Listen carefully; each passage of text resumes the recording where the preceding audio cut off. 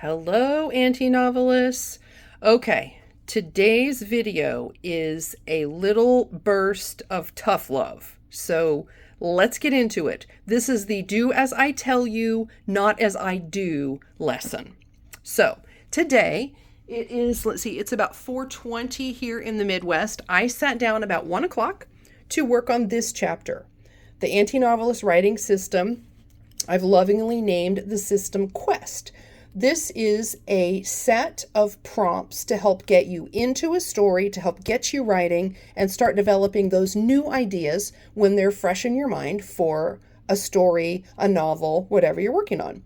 So when I did this, the first thing I did, I went over here to my Scrivener. I looked up where my quest is filed. Chapter 9 or 10, okay? So first place I looked was over here in my chapters box. So this is currently the Zettelkasten for Fiction Writers book listed out with tabs that indicate chapters. So I searched through chapter 9. I searched through chapter 10.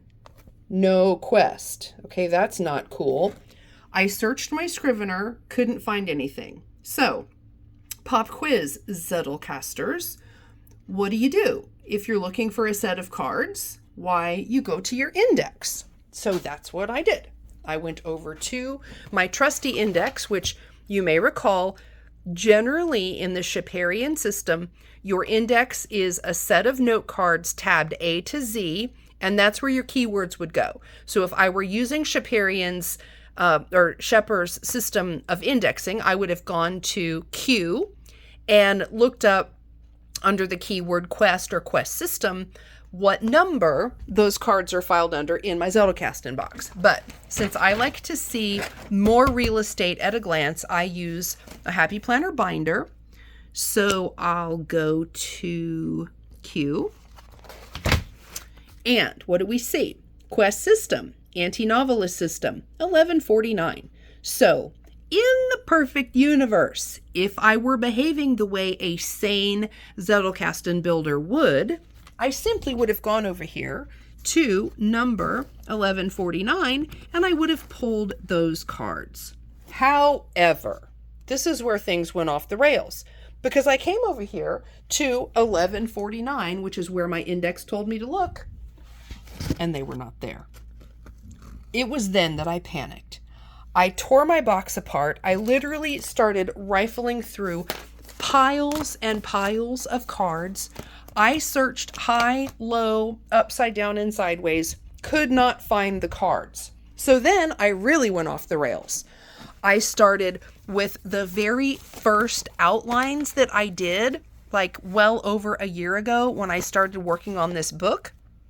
Just the baby seeds of it, nothing.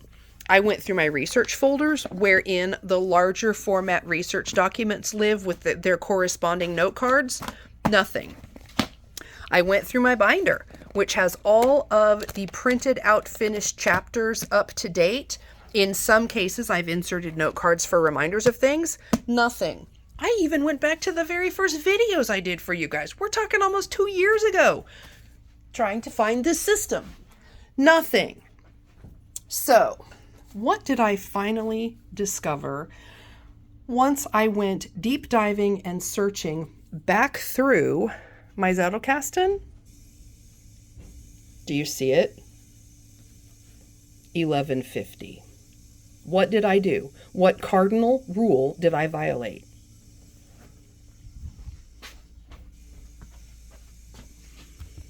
$11.49.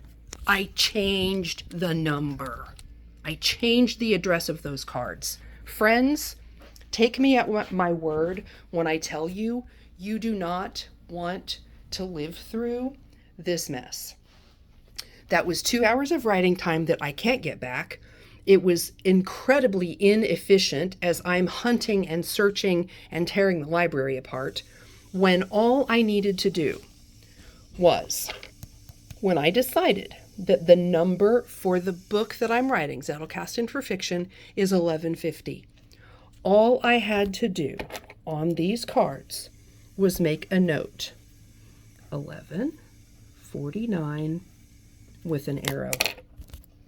That would have told me, even though my index says 1149, 1150 is where these cards live.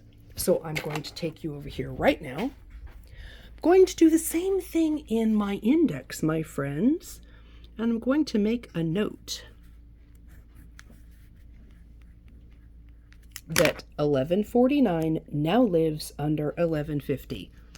That little 3-second note will now save me 2 hours and 20 minutes of searching and tearing my office apart when there's no need. So, today's lesson: do as I say, not as I do. Never change your numbers. Just don't do it. Don't change your addresses. If you must make some kind of an update, that's okay. Leave the original and make the addition. That way you can follow that thought train from where it originated to where it lives now. Job done.